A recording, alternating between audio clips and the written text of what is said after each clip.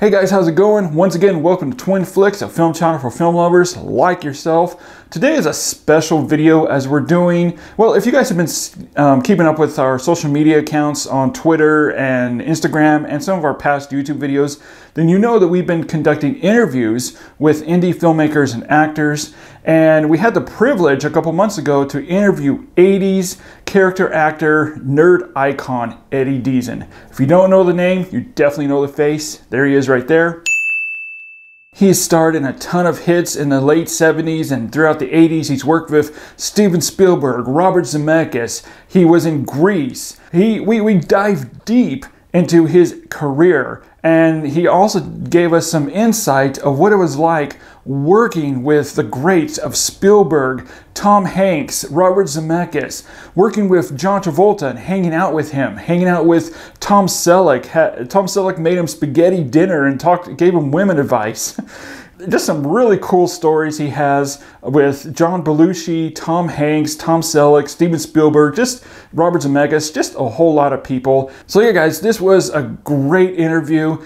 Load of information. If you guys love film in any way, you're going to want to hear this interview. It was very interesting to hear the differences of what it was like working in the film industry back then compared to what it's like working today. So without further ado, here is our interview with 80s character actor and nerd icon, Eddie Deezen.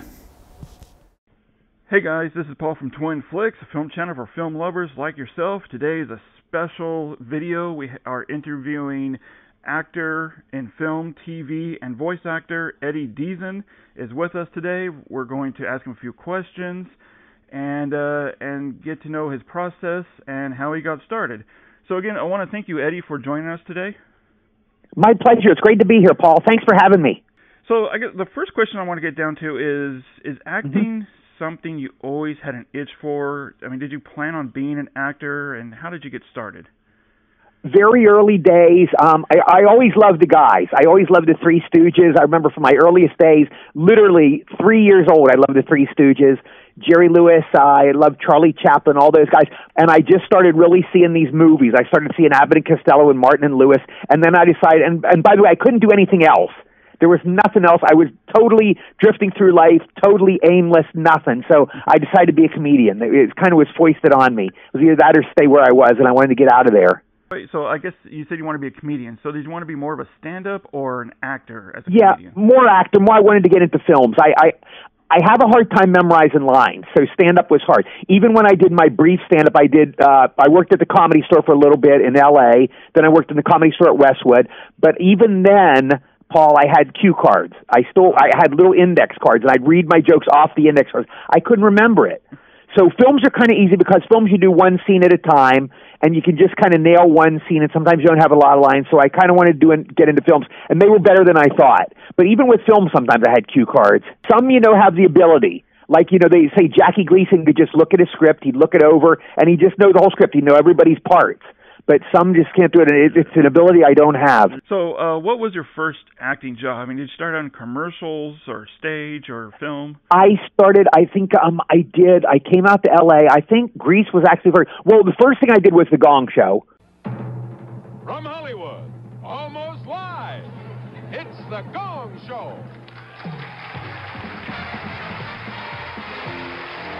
And I did my stand-up routine on there, and you could see me with my cue cards. And Paul Williams, the singer, gonged me. And that was my first gig. And I met Chuck Barris. He was a great guy. And I got my first validation. J.P. Morgan was a singer. She was a lady on the show. And as I was walking off stage, I got gonged, and I was walking off real dejected. And she said, "Eddie, we love you." She yelled out, and I walked off stage. And then I got a waffle iron for appearing on the Gong Show. That must make you feel a little better about being gonged. Yeah, I love definitely. You want that admiration, And then also when I was at the end of the show, they were playing this song. We were all there together. And Chuck Barris came over to me, and he goes, "Eddie, you got a good little actor. You got a real good actor." And he was very nice, Mr. Barris. So he kind of encouraged me a little bit, too. So that made me feel better, too. Nice. So it sounded like that they saw talent there, even in just your little part on the show. Yeah. Very nice of them, to do that. That's cool. So what was your first feature, and what was that like being on set for the first time? It was Grease. What's your name? I want you. It's Eugene. You're a great picture. Oh, thank you. Usually when a person does their first film, Paul, it's usually a dog. It's usually a forgettable film. You know, I know Tom Hanks did a real mediocre film, and you know, usually started in Bowers, but I started in Grease with my first. So I kind of started in a classic film, which is rare.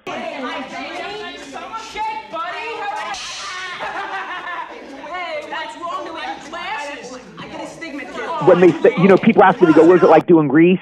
I go, "Imagine the greatest party of your life, the greatest party you've ever been to, and imagine it lasting 2 months." That's what Grease was like. It was that cool. Everybody was nice.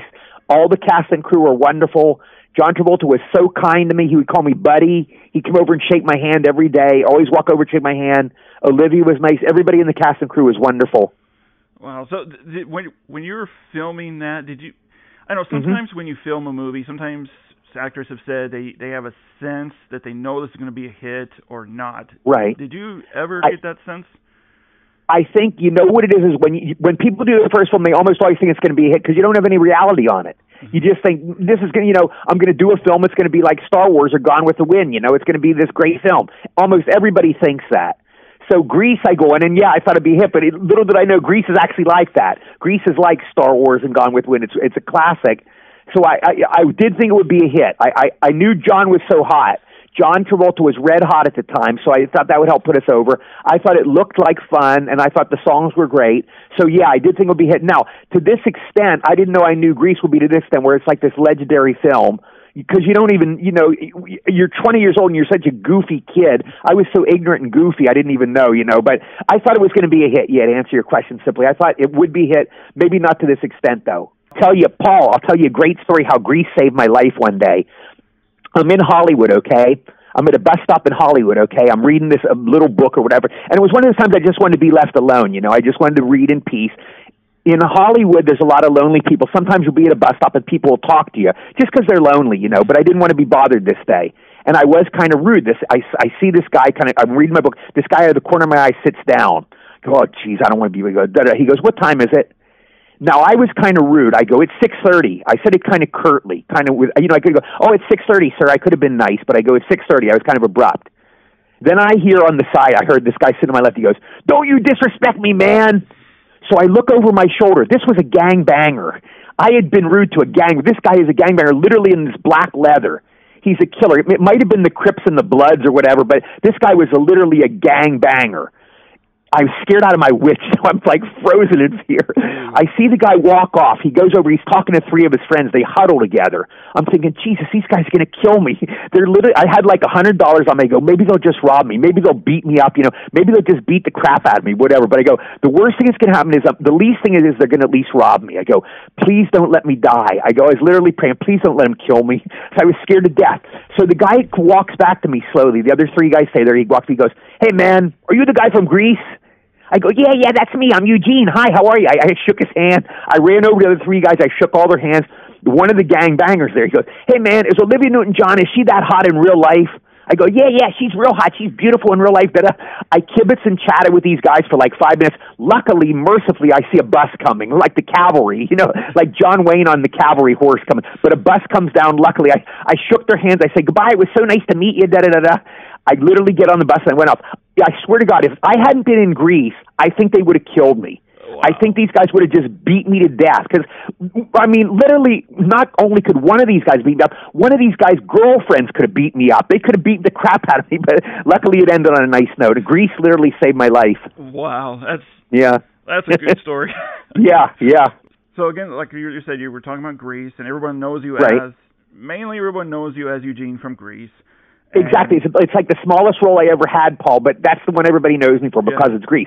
Everybody wants to talk about Grease. You meet people, "What was Grease?" Occasionally they'll say something else, but I'd say 80% of the people I meet that know me, they'll want to talk Grease. They'll go, "You're the guy in Grease," or "What was Grease like? What was John Travolta like? Was that fun?" Like stuff like that.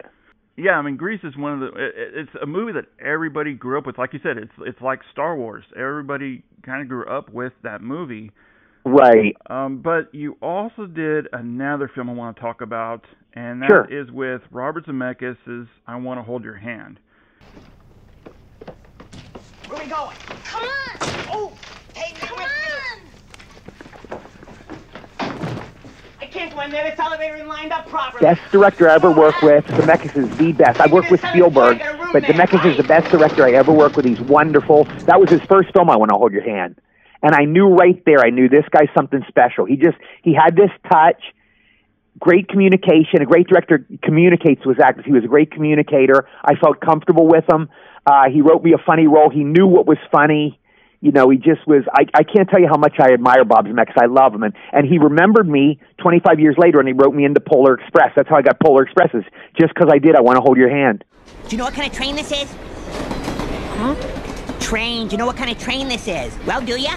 You know, Montezuma, the king of the Aztecs, would drink 50 I went in to read for Bob for Polar Express, okay? I was supposed to do some voiceover fill-ins. I think some dub-ins or something, or some kind of a little bit. I was going to do some. And I went in, and Bob was in a booth inside there.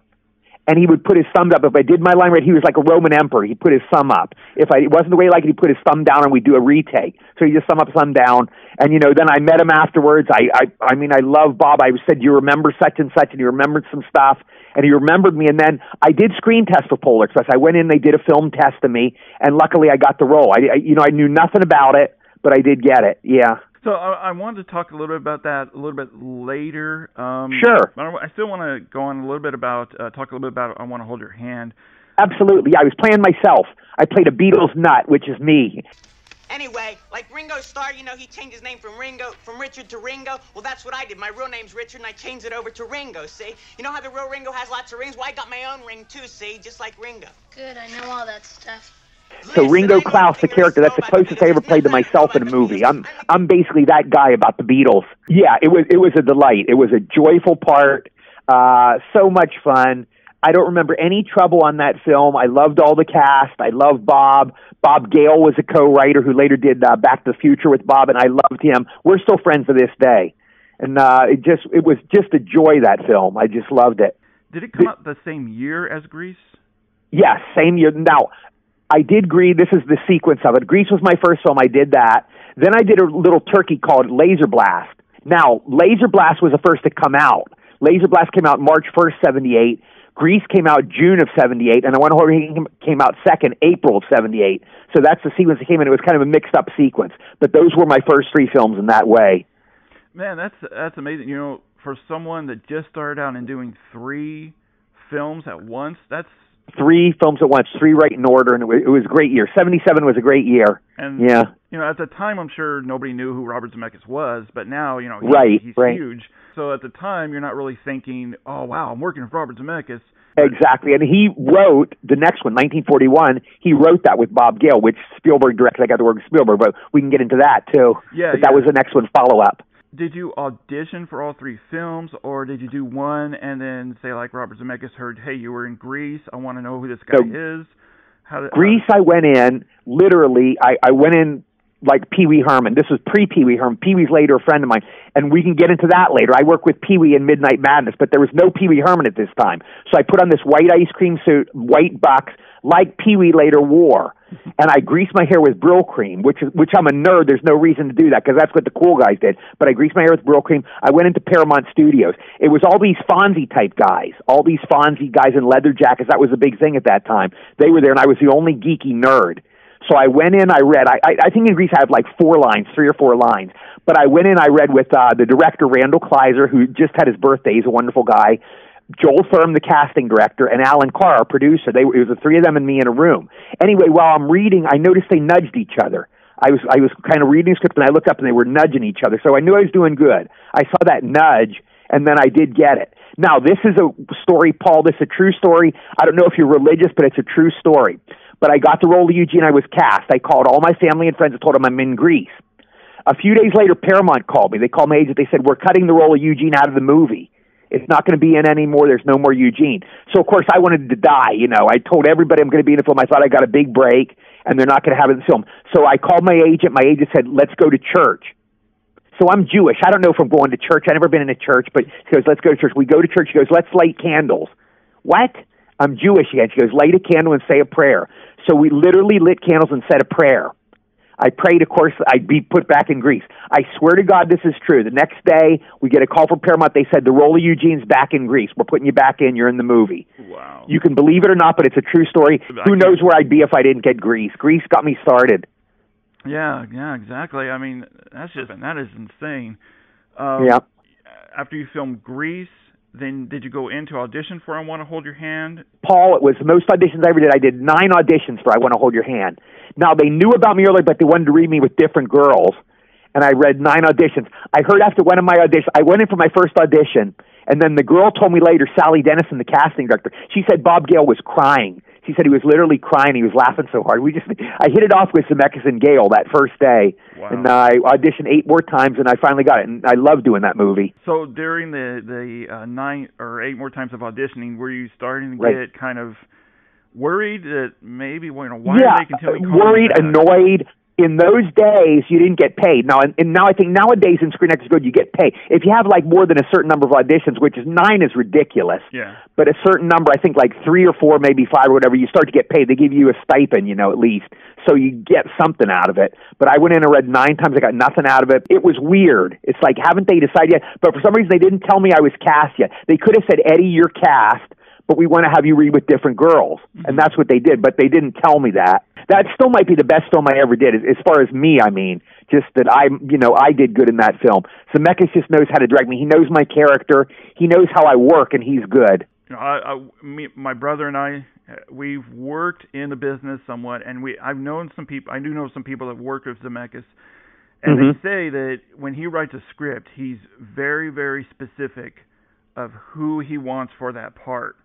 Right. And if you go in an audition and you're not right, he won't ask you back. Now, what you say is interesting, Paul, because when we had the wrap party for Polar Express, the guy came in, he said, "Hi, my name's Alan Silvestri." Now, remember I said I auditioned, I screen tested for Polar Express, and they did. They did a screen test. But Alan Silvestri wrote the music for Polar Express. He writes all the music for Bob Zemeckis' films. And he came up to me at the wrap party. He goes, "Let me tell you something." He goes, "Bob Zemeckis wrote the role for you. He knew he wanted you from the word go." Wow. He knew right away. So it's weird, but for some reason they still screen tested me too. The stories kind of conflict, so it's kind of weird. But I don't know. Maybe Bob did want me there. For some reason the studio maybe wanted to screen test me. I don't know why they did it. Again, good recognition. I mean, you leave an impression with every movie you do, it seems like. Oh, thank you. That's very nice of you.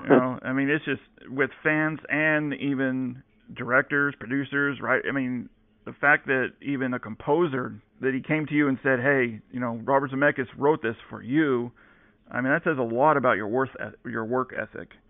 Oh, thank you. Thanks. And then after that, did you do 1941?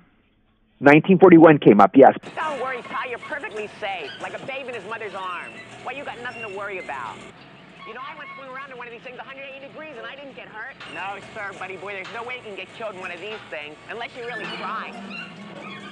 Like this one guy I knew, he committed suicide. He just stood right up and did a swan dive straight down. Sit down, please. Bob Zemeckis wrote that, and he was like, Spielberg and him were very close. But Steven directed this. Bob wrote it with a guy called Bob Gale, who I love. He's a great pal of mine. And they wrote it, and that was fun to them. And I got to work with Belushi, John Candy, Dan Aykroyd. They were wonderful. The greatest lunch of my life, Paul, the greatest lunch of my entire life. I'm working on the set one day. Okay, I'm a 22-year-old goofy kid. Literally, I'm a 22-year-old green kid. And Steven Spielberg turns to me one day. He goes, "Eddie, you want to have lunch with us?" I'm like, you think? No blank, Sherlock, Yeah. So I go there. We go to the commissary of the studio. It was MGM Studios. Steven Spielberg, John Belushi, Dan Aykroyd, and I are having lunch. I'm sitting there. I didn't say a word all lunch, Paul. I sat there. I'm trying to keep my jaw from dropping. I'm sitting. It was so surreal. But I just sit, and Steven and John and Dan were all talking, and I just sat there. So we finished lunch. I realized, oh, my God, I don't have any money. I didn't bring any money. It's so embarrassing. Luckily, Steven treated us. Steven picked up the tab, and he treated us, yeah. Well, it was a surreal lunch, very cool day. So the stories you hear about how generous Spielberg is true? Oh, my God, yes. So nice, so totally generous, yes. Very kind man, really nice guy. Now, you played Herbie, Herbie, right on the right. Honestly, to me, on the Ferris wheel. Yeah. Honestly, to me, is one of the most memorable characters of the film. I mean, I remember watching it when I was a kid, and last week before this interview, I rewatched it, and I just have so much fun with watching that character. Thank you so much. Now, you worked with the dummy, right? And Murray. Don't forget Murray Hamilton, my partner. Murray. Now, did you have and the dummy, right? Did you have any training to work with the dummy? No, I did. Here's what it was. It was totally fake. I would hold them, but usually we spend most of the film up on the Ferris wheel. Mm-hmm. There was a guy called Jerry Lane was there, and he was a real ventriloquist. They tested my voice, and they didn't want it to. For some reason, they wanted Jerry's more, and Jerry's voice fit it better. So that's Jerry Lane's voice you hear as a dummy. Jesus Christ, it's a sub! Look, you guys, a Jap sub! And Jerry does all the manipulating of the dummy. When I'm talking to him and he's talking, that's Jerry doing it. He's just not seen on camera. And now going back to the Ferris wheel, what was it like being on top of that Ferris wheel? I mean, were you on the Ferris wheel for hours or? Yeah, literally we spent time. Now, we would be brought down, Paul. Murray was a chronic smoker. We would go down and Stephen had an oxygen tank. And Murray would be short of breath. And Stephen, bring him down. They'd bring the Ferris wheel down. We'd go over, and Murray would, he'd take a few hits of oxygen. He literally needed the oxygen. He'd been a smoker for years, and he'd take the oxygen. So we did that. I'll tell you the greatest story. We're on the Ferris wheel, okay? So Stephen's whipping us around one day real fast, me and Murray and the dummy. He was whipping us around real fast. I got motion sick. I got real sick. Please let me down. I felt real sick. I felt like throwing up. I felt nauseous. So Stephen goes, go lay in my bed in my dressing room. So I go there. Stephen's secretary, a real pretty girl, walked me in, laid me down on Steven Spielberg's bed. I'm laying on Spielberg's bed. So I feel nauseous, I don't know if you've ever been motion sick. It's the worst feeling in the world. But I crawled on the floor, literally. I went into the bathroom. I threw up in the toilet. I'm thinking, oh, my God, I just threw up in Steven Spielberg's toilet. So I go, this is one of the highlights of my life, my career. I threw up in Steven Spielberg's toilet. It was an honor. That is just insane. Man, that must have been just so surreal. Yep. Now, I read somewhere that you're afraid of heights. Is that correct? Yes, I'm not good with heights. Now, I wasn't that bad in those days. I was 22. You know how when you're a kid some stuff doesn't bother you? Then later, how old are you, Paul? I'm 41.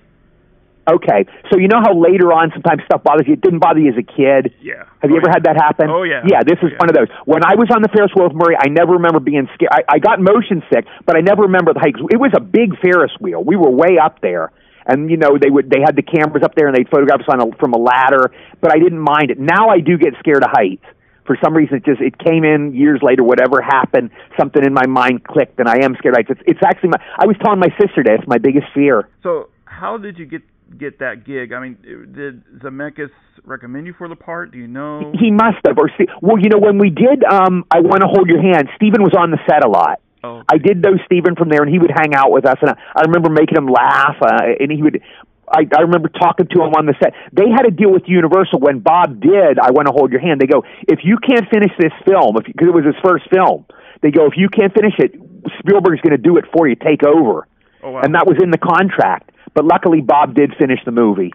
Yeah. So, okay. So obviously Spielberg knew of you being on the set of I Want to Hold Your Hand. Yes, and because I didn't audition for 41. I'm 90% sure I didn't audition. They just hired me. Okay.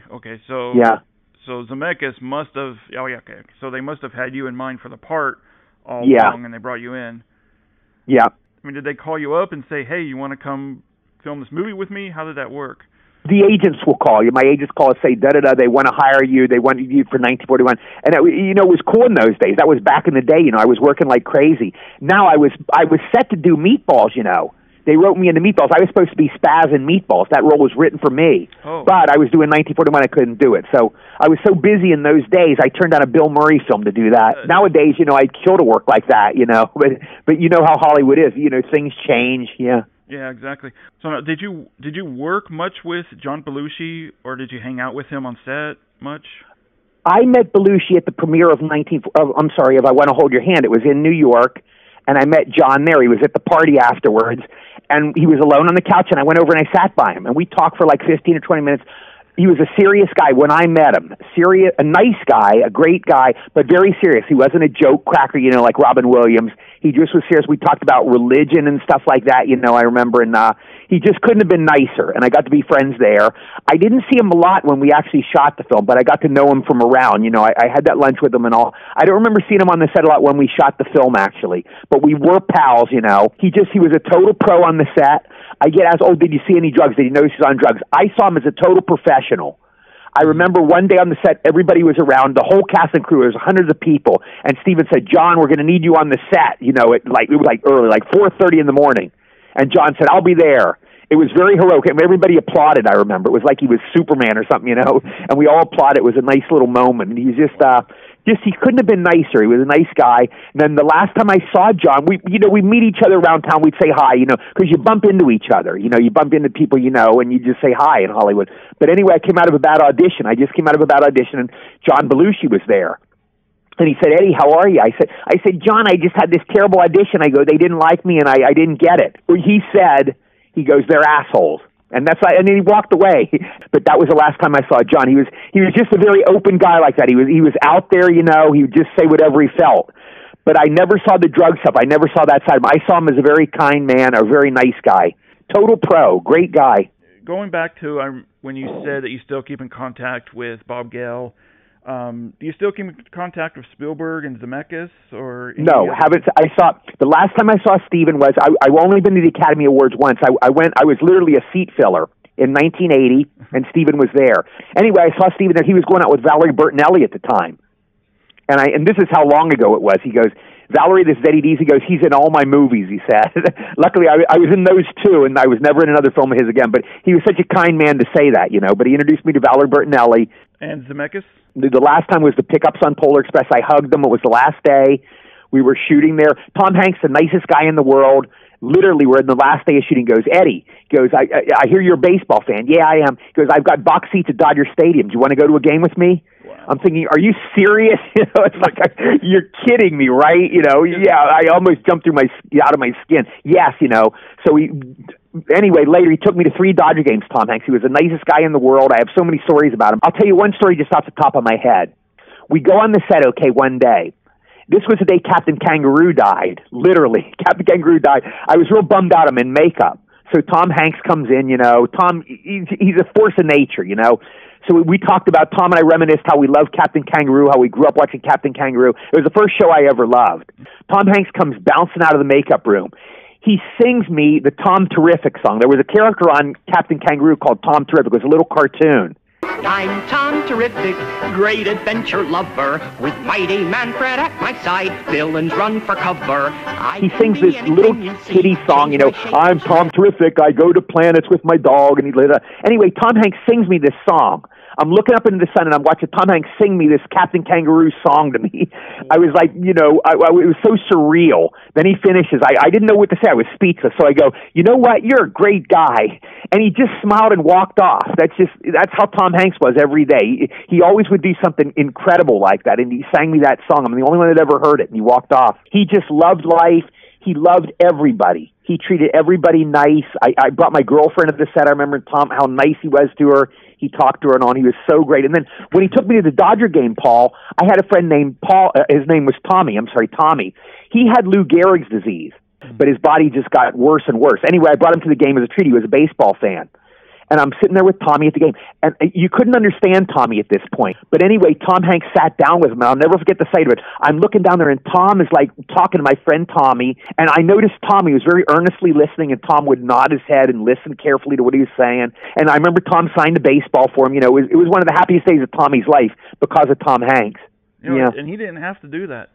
No, he didn't have to do that. He was just a very kind man. Personally, I think of Tom Hanks as the last quote-unquote classic actor.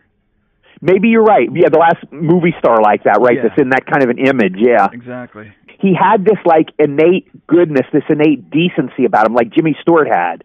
I think he's a very religious guy. It's interesting, how does a person get that way? He's Greek Orthodox, I think, and he's very religious, but whatever it is, he's a very profoundly decent man. Now, working on Polar Express, yes. Did you do motion capture acting? Yeah, we did, Paul, every day. This is how it was. I don't know if it's like this now, but this was the technology. We did it in 2003. We go into the set every day, okay? You sit in makeup. They take a magic marker. They mark 152 dots on your face. Then they would take these little beads. They were electronic things or something. They glue a bead to each one. Now, on the set, literally, This is how high tech it was. If you lost one, they go, Eddie lost dot number 136. They go, Eddie needs a new 136. Literally, they had a person doing that. Somebody would come and put a new dot on my face, where the 136 dot would be, and they put them on my face. We would film a scene, Paul, in Polar Express. We'd act out the scene, da-da-da-da. Oh, look at the presents. I want to get all those presents. You behave yourself. We do the scene. Then they cut. Then they had little kids do the same scene. The kids would act out the same scenes. Little kids with our bodies. They had a little kid, Tom, me, Peter, and Nona. So now you said you were originally going to be cast in Meatballs. Right. And there was I'm sure you know where I'm going to go with this. There was another quintessential 80s nerd movie that came out. Yes. Revenge of the Nerds. Remember, there's 6,127 students at Adams, 58% of which are girls. So that's 7,107.32 boobs. Yes, and I've been mistaken for that guy hundreds of times over the years. You're the guy in Revenge of the Nerds. Not so much now, but in my younger days, and the other one was Pee Wee Herman. I get mistaken for Pee Wee all the time. Did you at all audition for it? For Revenge of the No, I did a film which tanked. It was called The Whoopie Boys. This is with Paul Rodriguez and Michael O'Keefe, called The Whoopie Boys, with the producers who produced Revenge of the Nerds. But I went up to Adam Field, the producer, and I said, why did you not put me in Revenge of the Nerds? Are you crazy? Why didn't you put me, at least audition me for that film? This is what he told me. He said the joke of the film was they wanted to get more regular guys and dress them up as nerds. They wanted to make them into looking like... He goes, you're already a nerd. He goes, you look that way. There's nothing to do with you. He goes, we wanted to put glasses on these guys and turn them into nerdy characters. He goes, that was a joke. That's why we didn't have you. That's what he told me. And that's because you're too good for them. Yeah. So, but you were in WarGames. Yes. Mr. Potato Head, yes. And that is another movie from the 80s.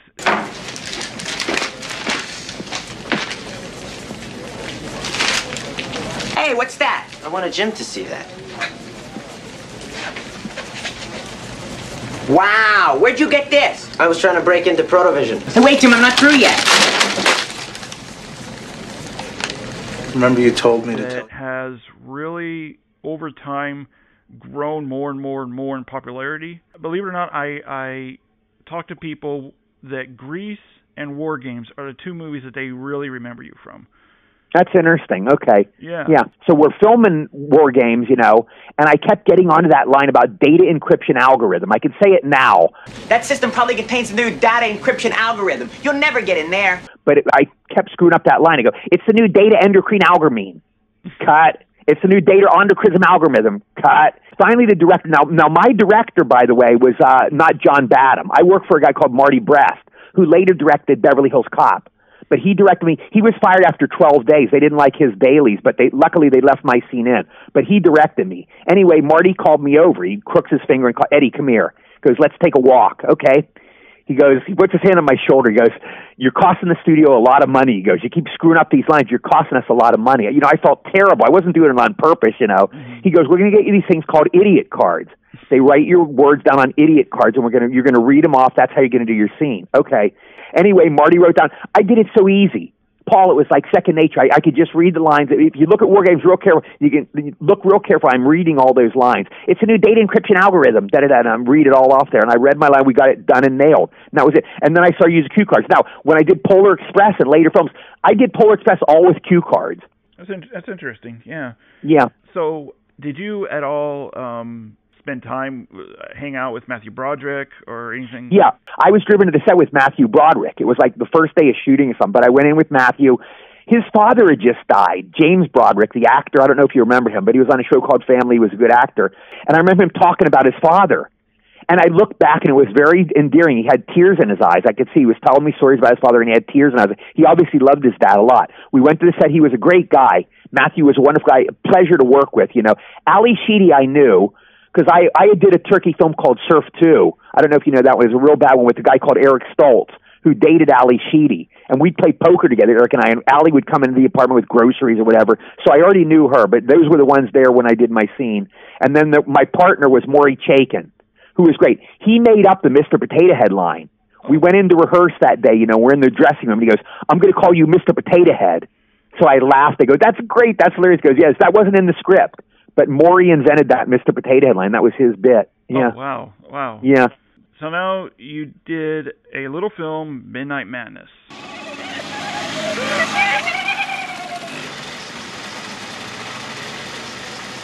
Yeah, they make a smaller moped, but there's nothing like having one of these mean machines between your legs. Yes, that was where I met Pee-wee. He wasn't Pee-wee Herman, he was Paul Rubens at the time. He's in the last part, the last part of the film, maybe the last 20 minutes, whatever, we're all in an arcade. And there's like a cowboy. He has a very brief role, but he comes out as a cowboy. He goes, all right, and he draws guns out. He's not Pee-wee, but he's Paul Rubens as a cowboy. Let's all sit down and discuss this calmly, rationally, and intelligently. Okay? It was a very brief bit, but he was a great guy. I remember seeing him, Paul. I was at Canner's Deli in L.A., and I see Paul Rubens there. I go, what are you doing? Hey, Paul, you've been working there. He goes, I got this script, but nobody wants. He was pushing Pee-wee's Big Adventure. Oh. Because I have this script, I'm taking it around town, but nobody wants it, he said. And that was Pee-wee's Big Adventure. He was kind of downcast, at the time. And luckily he did get it financed, and he became a star. Now, and what year was Midnight Madness? 79. 79. It came out in 80, but we did it in 79, summer of 79. WarGames was in 83, correct? Right, exactly. Yeah. And this is the beginning of your career. I mean, I guess, how did you see yourself becoming more and more popular as a bigger star? Or I never really achieved stardom. That's my career. I'm always like a cult figure. I was always like, because I have a strong group of fans that like me, but I was never a star like Pee-wee. Pee-wee Herman's a star. I was never a household word. I'll meet people that go, I know you. Where do I know? I just did Chiller Theater. A couple months ago, I was signing at Chiller. Richard Dreyfuss is there. And Mr. Dreyfuss, I loved you in Jaws. You were great. He goes, he wags his finger at me. He goes, I know you. Where do I know you from? I go, I'm 1941. I was directed by Spielberg too. He goes, that's it. And I get that all the time. Yeah. People go, I know you. Don't I know you? Now, occasionally, they'll go, hi, Eddie, or they'll know me as Eddie. But usually it's, I know you. Don't I know you from somewhere? Are you in the movies, or who are, it's like that, Yeah. You may not know your name, but they know your face and your movies. Right. Yeah. So now I know you've done a lot of movies in between Midnight Madness and during that time. Right. But yeah, I got into a lot of B movies then in that era. The era up until Polar Express, I did tons of B movies. Yeah, and there was one, I don't consider it a B movie, but there was one that was my favorite when I was a kid. Critters 2. Look at the mess you guys made.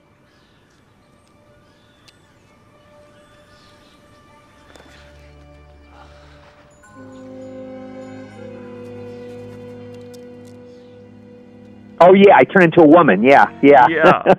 It's been a while since I've seen it, but were you actually in the bounty hunter costume? I was in the costume, and then I was also made up in the woman's costume. Yeah, I was in both costumes. Yeah, and I did the change. Yeah. So what was that like? It was fun. Doing drag is fun. Doing the drag scene is fun. It's not, it's naturally funny when a man dresses a woman. For some reason, it's always funny. So it was funny. The cast, I wasn't close to the cast necessarily on that film, but they were. Everybody was nice. They were all right, and it was just a film I did. I worked for maybe like 2 days on it. I didn't work a long time on it. I just had that little bit, Yeah. That's how long were you in that film? Did you see when they did the critters where they turned out a huge ball? No, I honestly didn't. I remember seeing the ball. I saw the ball on the set, but not rolling it. But I saw the prop, that big ball of critters, that mixed into the ball. I did see that, and I was only on the film for a very short time. I was on it for, it's like WarGames. It was just a brief bit, and I was there for a day or two, So now we're going to transition into some of your TV work. Sure. Because I know besides film, you've also done a lot of TV, guest spots. Right. Were you on Magnum P.I.? Magnum P.I., he was the greatest guy in the world. Tom Selleck was the nicest guy ever.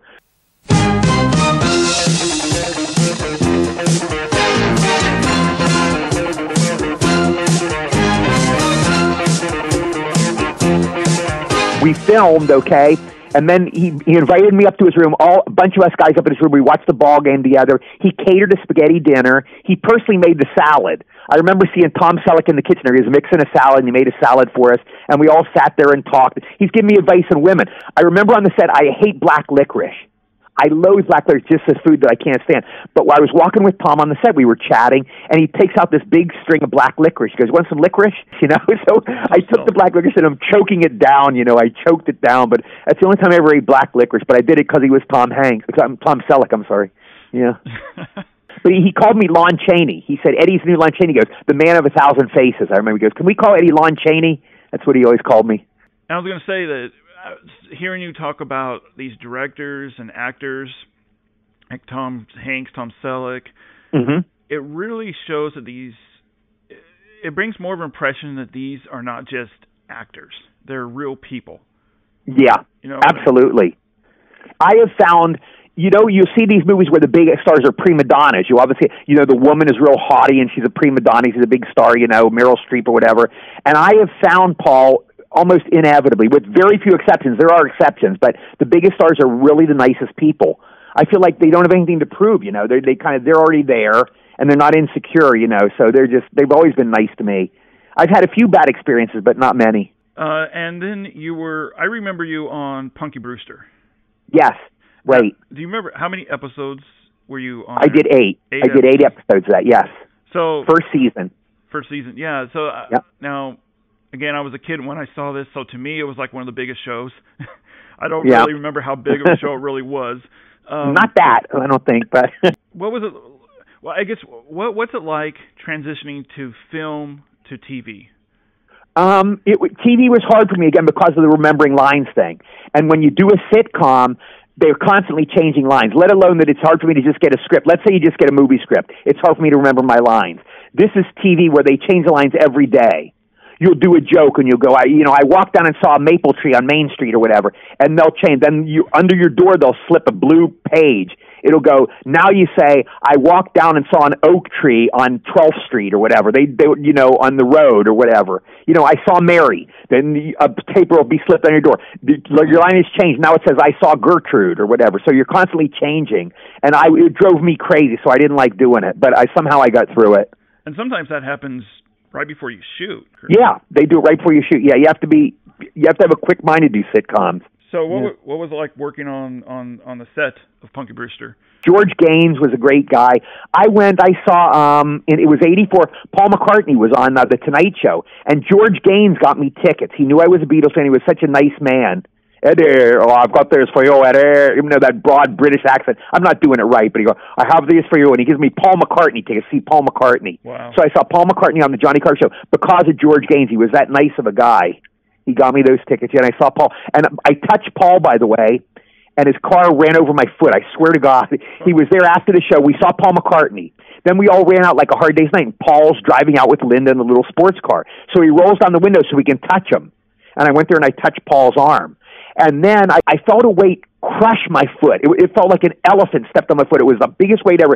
It didn't break my foot, but it just smashed it and squashed it. And I think his car drove over my foot. I think he sped off, and part of his tire drove over my foot. And you'll never wash that foot again. That's right, exactly.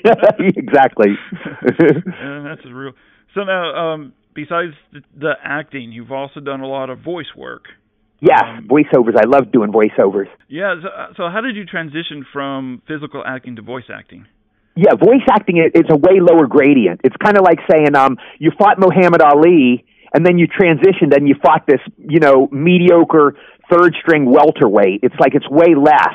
So doing the thing was hard. You know, doing a sitcom is the tough thing. And then voiceovers are a piece of cake for any actor. You basically go into a studio, you have your lines all written there.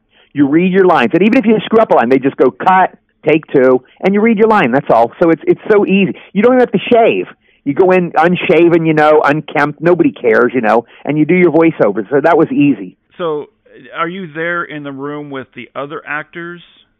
Both ways. It worked both. Polar Express, we were there with the actors. It was kind of a voiceover film, but every scene was acted out. A lot of people go, oh, you did the voice in Polar Express. No, we acted out all those scenes. That is our movements. We acted out every scene in it, you know, and they were all there. But a lot of times, I did a show called Dexter's Lab. We were always there. They have you all there. But a lot of shows I did one called, what was this called? Kim Possible. I did a cartoon series called Kim Possible. And that they would have us alone.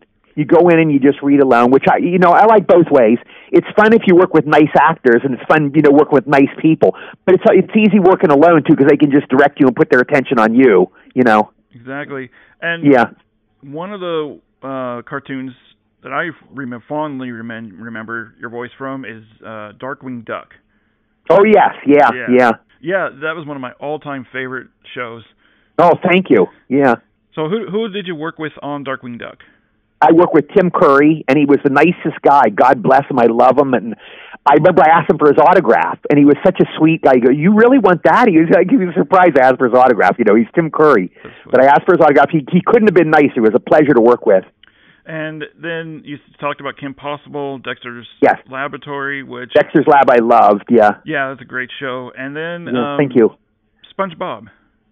Yes, I've done SpongeBob. Tom Kenny is the greatest guy, nicest guy ever. That was my last voiceover I did when I left L.A. I left in 2015, which I want to get back. I'm trying to get back there by the end of the year. After I've done all these signing shows, I want to go back there and try to get started again if I can. But that was my last one. I did... Tim Conway and I are in the end credits of the last SpongeBob movie, whatever it's called. I forget. I play a seagull. I think we both play seagulls. So now you did the show and the movies? I did the show a couple times, or specials. I did one with LeBron James, I remember one episode, and I did one other episode. I did 2 SpongeBobs and 1 movie. So it might have been a TV movie. I might have done a TV movie, I think, with LeBron James. So did you work with LeBron James? No, I never had to. I love LeBron James. I'm a huge fan, but I never got to meet him. But he is in that episode. Okay. I was looking up some information about you, and I also read that you're a writer. Yeah, I love to write. Now, did you write for some different magazines? Or yeah, I used to write for Mental Floss. I wrote for, which was fun. That was a couple of years ago, and I wrote for Neatorama for a long time. We just ended a couple of months ago. Neatorama. I write an article for them every week. You can Google my article, Eddie Deezen, Neatorama. You'll see I've wrote hundreds of articles. You'll read all kinds of pop culture stuff. You read, and I wrote for one called Today I Found Out. I wrote articles for them. Yeah. Cool. So is that how long ago was that? That was, Neatorama was just up to a couple months ago. I think it was literally like May. They literally said, we can't afford to pay the writers anymore, so they let me go. But I wrote for them for 2011 to 2008, for 7 full years. Mental Floss I wrote maybe like 2011 to 2013, a couple years. And Today I Found Out I wrote in between there for a couple years. Yeah, but you can Google all my articles. You can find them all on the Internet. I was just thinking of this. A lot of people outside of Hollywood, outside of the filmmaking, they think of actors always just doing acting work. And then you hear actors like yourself, you do acting, but you also do other avenues of things that you love to do. Right. As an actor or an aspiring actor, you shouldn't just sit on the couch waiting for something to fall in your lap. You have to you have to be active. Especially especially when you're aspiring, starting out. Yeah, it's very hard. Yeah, and you have to it's best if you try to pitch something. Yeah, exactly. But even that's hard. The business. It's a very, very, very tough business, and it seems to get tougher every year. More people get into it. It's very hard. There's a lot of competition. But I also believe if you're very good, if you do have it, you're going to get that break. Somebody will spot it. Yeah, and don't just think, if you're an aspiring actor, don't just think you have to focus 100% on acting. Right. There's other avenues you can do besides just acting. Totally agree. And don't let it be the be-all and end-all of your life. I mean, just this year, and I went through this myself. I think all actors go through. You go, oh my God, I got to get this. The more desperate you get, that desperateness will just kill you. You got to take it more as a lark. Try to enjoy the experience. I know it's hard. You're going to get all this rejection, but man, I've seen these desperate acts. I'll tell you a weird one, Paul. The most desperate woman I've ever met, literally, man or woman. She came from my hometown, Cumberland, Maryland. I was in L.A. This is maybe like 20 years ago. And we went out to lunch. She was, I have to make it. I've got to make it. She was this bound and determined. I'm going to make it. I tried to be like, don't take it so serious. Give it a shot. No, I'm going to make it, Eddie. I'm going to make it big. And she was real serious. And I never know what happened to this girl. And I'm telling you, this is what I've learned over the years, Paul. When you want something really bad and you go, I got to have this. I'm going to get this no matter what. The universe will go the exact opposite.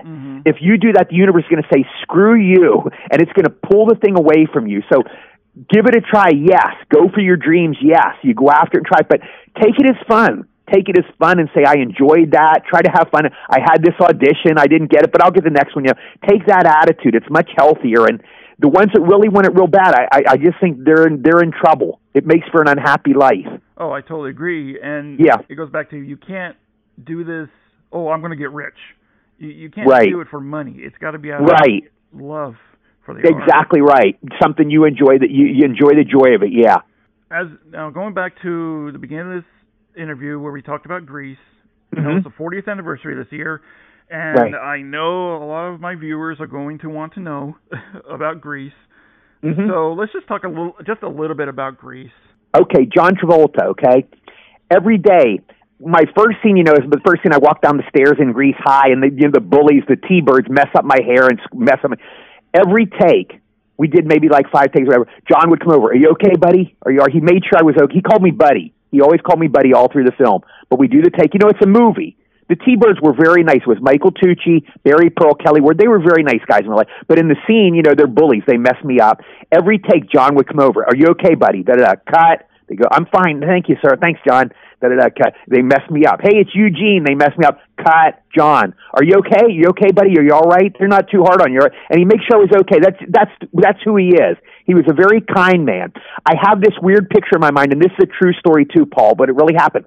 I walk on the set one day. I was this little goofy, geeky kid. Nobody knew who I was. I'm licking this chocolate ice cream cone. I walk on the set. Literally like 20 yards or 30 yards down, John Travolta is there.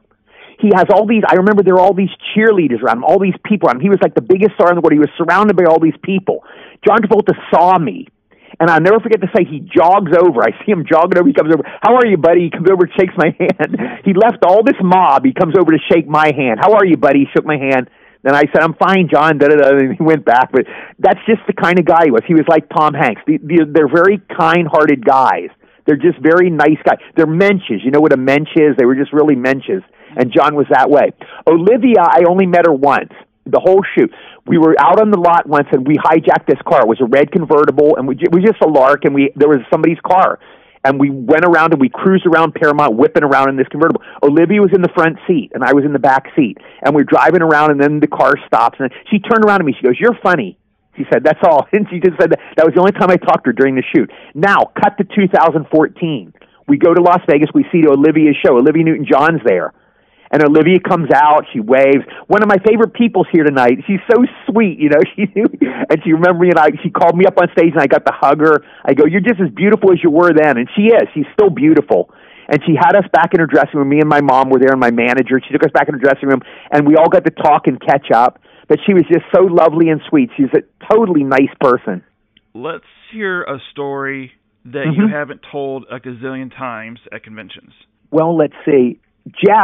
Jeff Conaway was mean. Jeff was scary. He was the only cast member that scared me. And then later on, Jeff and I got to be friends. We'd do signing shows together. And I got to know him. And he was a nice guy. We'd sit there, and it was just me and Jeffy. We'd sign. And all the girls would come up to Jeff, and they'd giggle. They loved Jeffy. And at the end, Jeff had 9 back operations. He was gnarled over. He was literally like hunched over. And I did shows with him in those days. And the girls would come up, and they'd still giggle at him. They're still, because the girls were seeing Kaniki. In Greece, he's like this Greek god, Kaniki's this Greek god, and they still saw him there, and these girls gave. And Jeff was this gnarled guy. He had the body of like a 90-year-old man. He had 9 back operations. Jeff was very heavy into drugs, and they'd see him there. And I remember being with Jeff, and the girls would giggle, and they wouldn't pay any attention to me, but they're seeing Kaniki, Anyway, later on, Barry Pearl, one of the T-Birds, he arranged for us to all have lunch with Jeff at this home. Jeff was staying at this old folks' home at the time. This is like 2011. We go in. There's all these literally 96-year-old men and women, literally like your great-grandmother are there, and Jeff Conaway's staying there. We all ordered deli sandwiches, and we had sodas, and we all talked and reminisced about Greece. Jeff was in a wheelchair by this time, and I remember wheeling him around. I almost cried, This is my pal Jeff. He was Kaniki, and he's in a wheelchair, and I remember him saying, "Eddie, did you get a soda okay? You need any help with the machine?"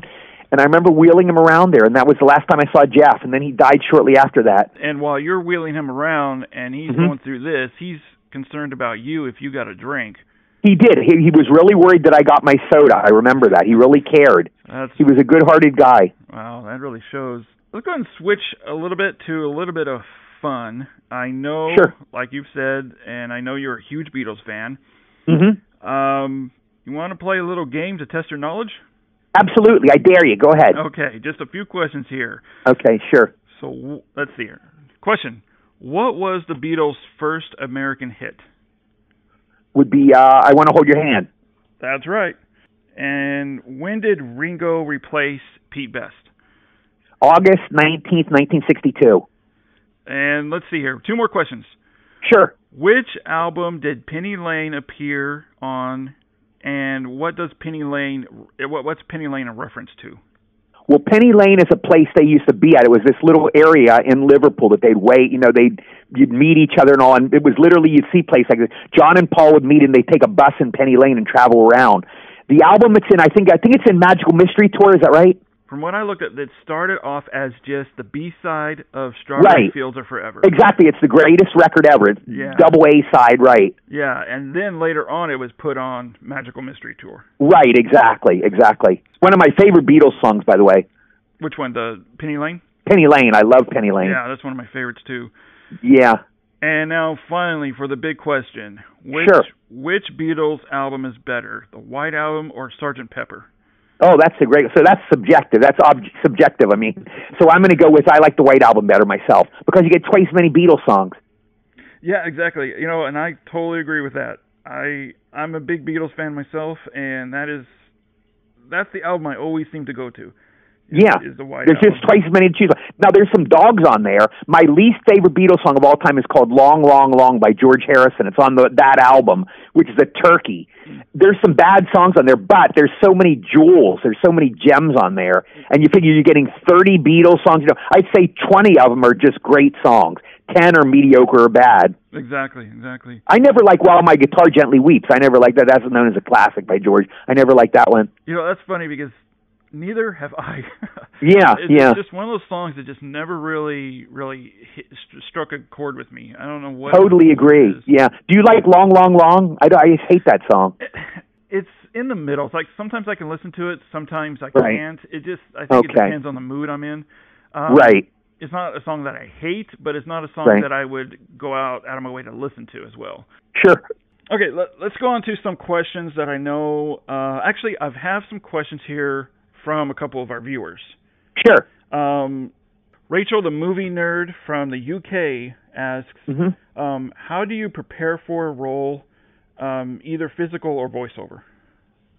What I used to do when I did movies, this was my own weird thing, just a custom. I'd always take a hot bath the night before. I'd always just lounge in the bathtub. I don't know why, because I'm a shower person. I never take baths. But when I would get a new movie, I'd always take a hot bath. It kind of relaxed me. You're always kind of nervous before starting a film. So I'd always take a hot bath that night before. That was when I did movies. Voiceovers, I just, nothing particular. I like to walk around. I'll walk the streets. I can't drive. So I would take the bus there, or I'd get a ride there, and I like to get there early. So I'll walk the streets. I kind of get the energy off, and I walk the streets up and down the blocks. Sometimes I get there an hour early, and I'll walk around the streets, or I'll walk in the supermarket, walk up and down the aisles, and that kind of gets the energy off. Helps me get my energy off. That just helps you get in the character? Well, just kind of get my energy. I'm very hyper, and that kind of walks my energy off a little bit. Okay. My character's always the same, so it's easy for me to assume this character. I always play Eddie Deezen. I play like myself, but a little exaggerated. I play always a geeky guy, Yeah. Martha Cat from Canada, she says here that I heard about a short film in 2012 called I Love Eddie Deezen. I love you, Eddie Deezen, I love you, Eddie Deezen. So right. She wants to know, how were you approached with that film? Yeah, I have a friend called Sherry. Her name is Sherry Matson. She's a very talented girl. She wrote it. She produced it. She directed it. It's just a little short film. I actually just have a little bit in it. I just show up at the very end, and she finally meets me, and I say hi, and then there's a montage of us at the end. But it's her baby. It's like it was like a reel for her, for Sherry. And we had a party. We showed it. And Sherry's just very talented. It's pretty much her film. I think it might be on YouTube. I'm not even sure. But you can see that on the internet somewhere, I think. But it was just a fun little film. Sherry, I love her as a person. She's a Facebook friend, and I love her. Now, I haven't seen the film myself, but from what I gather, it's about her trying. It's about her, yes. She goes to Hollywood to meet me. She has this job. She goes to Hollywood to meet me, and it shows all she goes through to meet me. So I'm just at the very end. I'm a very small part of it, even though I'm in the title. But it's Sherry. It's a Sherry Matson film. Okay. So we're actually running a little out of time here. Do you have any tips for aspiring actors out there? Yes, I get asked that all the time. Eddie, how do you get in the business, or what do you do in the business? This is what I always tell them, Paul, always. Give it the 5-year rule. There was an actor, do you know James Garner from the Rockford Files? Yes. Yeah, okay, James Garner. When he started in the business, his father said, give it 5 years. I go, start out, you give it 5 years of your life. Now, if you don't make it in 5 years, if something doesn't happen in 5 years, you probably don't have it. If somebody doesn't see something in you in 5 years' time, you probably don't have it. 5 years is not that big a part of your life. If you look at a person's whole lifetime, 5 years is just a small bit of it. So you're still time to make a whole life for yourself. Now, in 5 years, maybe you'll get some kind of break. 5 years, give it everything you've got. Put your money into it. Throw all your energy into it. Really try hard and give it 5 years. And a lot of times it works. In 5 years, it happens to somebody, you know. So I always say give it the 5 years rule. Another thing is try to make as many contacts as you can. You know, meet other actors. You have to get a good agent. So meet other actors. Maybe you can get an agent through them. But the hard part for young actors, you have to find a good agent. That's the necessary evil. So try to make as many friends as you can. Get yourself a good agent, and then it's up to you. You know, they'll send you out. You know, they'll put you out there. Then it comes down to your talent. And don't get discouraged. Remember, it's all subjective. You go in there, you could have Marlon Brando in there someday. And I'll tell you, any actor's gone through this, Paul. You go in there and I've gone in, I thought I was Bob Hope, Groucho Marx, Jerry Lewis. I thought, this is the funniest audition ever. You never hear from the guys. And then I've had other auditions. Literally, I go to my agents, I go, that was the worst audition I've ever had in my life. And they go, that's funny, they want you to report to the set on Monday. You got the job. So you don't know. It's subjective. You know how John Lennon thought Yoko Ono was the most beautiful woman in the world? That's subjective. That's what it is. It's all, whoever you're auditioning for, they see you in that way. So that's all it is. So maybe they'll reject. That's how that person saw you. That's all. You realize in life, every single person you meet sees you a different way. I see Paul. Now, you sound like a really nice, cool guy to me. Somebody else sees you this way. Some woman thinks you're hot. Some guy thinks you're a jerk. Some guy thinks you're a real nice guy. Everybody sees you in a different way. And that's the way it is when you're auditioning. Everybody sees different. So don't get discouraged. Go in there, give it the best you had, and then just write it off. And then maybe they'll call you, maybe they won't. Yeah, exactly. And that question was actually from Rebecca from Hawaii. I forgot to mention that. Hi, Rebecca. Okay, sure. The final question here from our viewers from Mike Vane from Australia. He's asking, how do you handle rejection? Okay.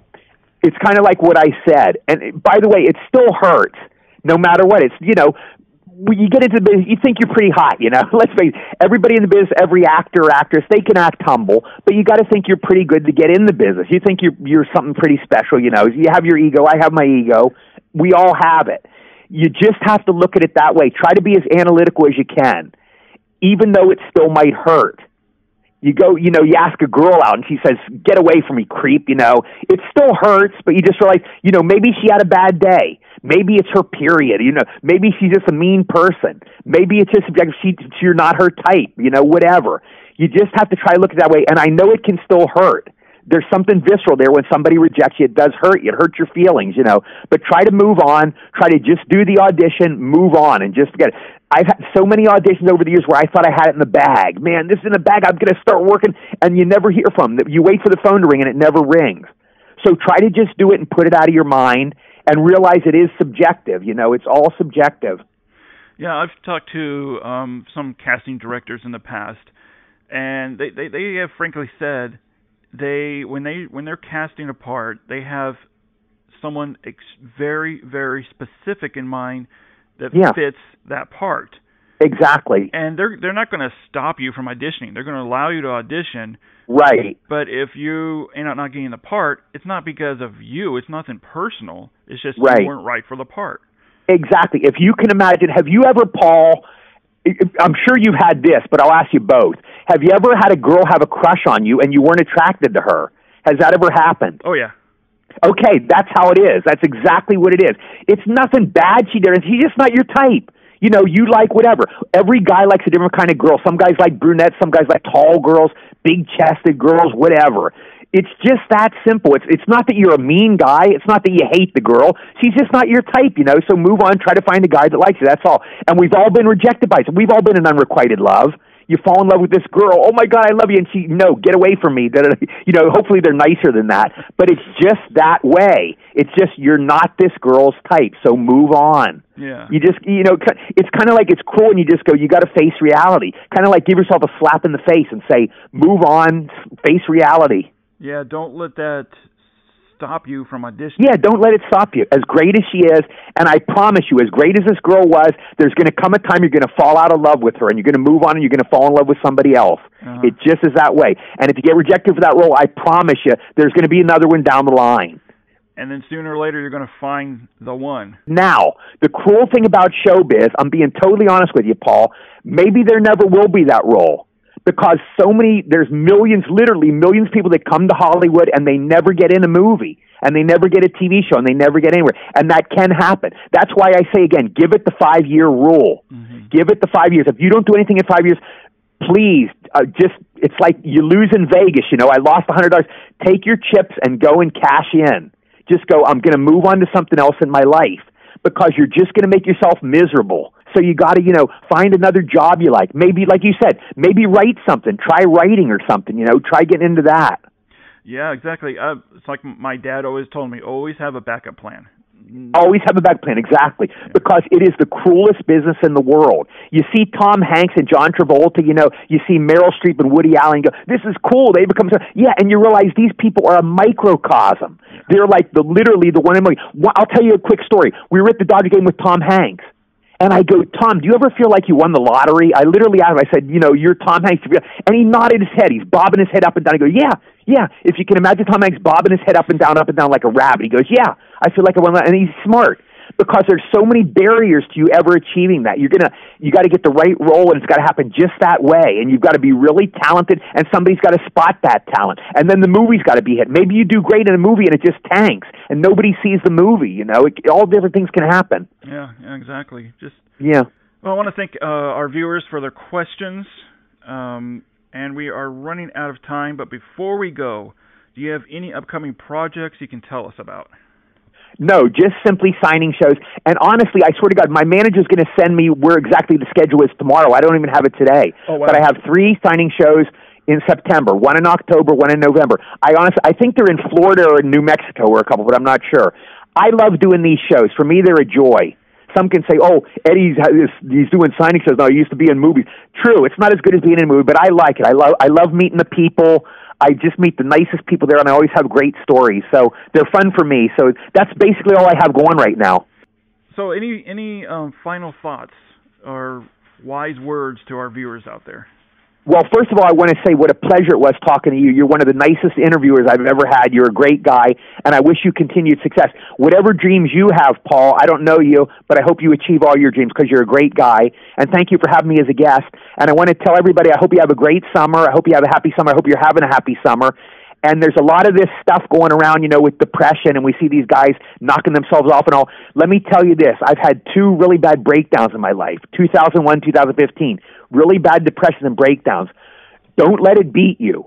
Hang in there, okay? No matter how bad it gets, I promise you, it can look bright again tomorrow or the next day or the next week. So always hang in there. Don't ever give up on life. It's a precious thing, and there's a lot of joy to be had out there. Exactly. I mean, I have a brother who's been through some stuff too, and with chronic depression and so forth. Yeah. But he's still plugging along, and good for him. He's not letting that stop him from living life. Absolutely. You know? Good for him. And it's more power to him. Yeah, well, it's been a pleasure talking to you. You know, you're a real cool guy, real easy to talk with. Thank you, Paul. You know, it's just great hearing all these different stories you have, and I wish we could, I could probably spend 4 hours talking to you, but we always have a limited time. All right, guys, so that's the end of this interview. This has been Eddie Deezen, actor, voice actor, and if you are... Is there a website they can go to see where... Yeah, I'm on eddiedeezen.com, yeah, and I'm on Facebook every day. Facebook, you can always see my stuff there. Okay, yeah, so guys, I'm going to leave the link in the description below of his website. Do you have dates for shows on there? Probably yeah, always go to my Facebook page. I keep people updated there. Yeah, I was just going to say, check out his Facebook page. I'll put a link to your Facebook page so people can check it out. Thank you. All right, so it's been a pleasure talking to you, and we do have to go. But yeah, we'll definitely do this again. Okay, have a great summer, Paul. You too. Thank you. Okay, bye. Well, guys, I hope you enjoyed our interview with Eddie Deezen. Stay tuned for our next interview with composer Lauren Balfe, who recently composed the newest Mission Impossible film. That's coming up next in our next interview, which should be out in the next couple weeks. So stay tuned for that and many more videos. As always, guys, thanks so much for watching, and we'll see you in the future.